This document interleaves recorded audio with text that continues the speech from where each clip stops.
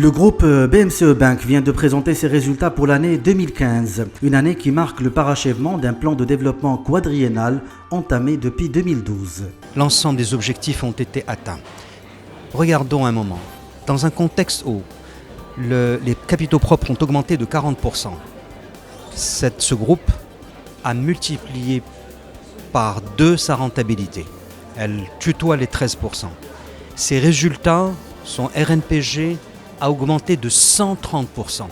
Dans le même temps, cela s'est fait dans un contexte où le fonctionnement de la banque, qu'on mesure à travers le coefficient d'exploitation par exemple, là aussi s'est amélioré. Il est passé de 63% à 58,7%.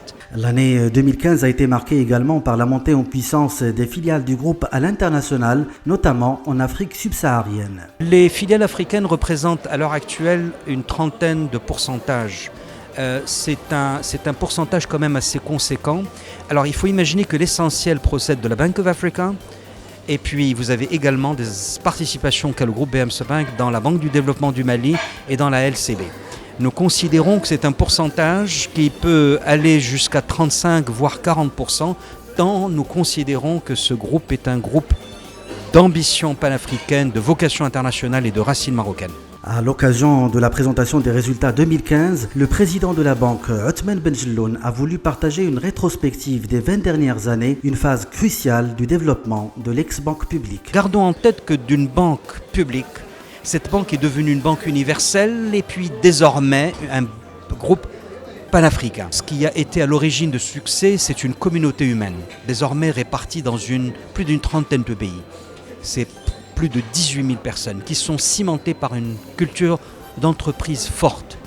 Mais c'est également le contexte dans lequel notre groupe a évolué à l'instar des autres groupes financiers. C'est ce climat d'un pays qui est sûr de son histoire, fier de son histoire, sûr de son présent et confiant dans son avenir, qui a représenté le cadre d'essor d'un groupe comme le nôtre. Et c'est cette idée-là, c'est ce message-là qu'a voulu proposer Sir Othman Benjelloun à travers sa présentation des 20 ans.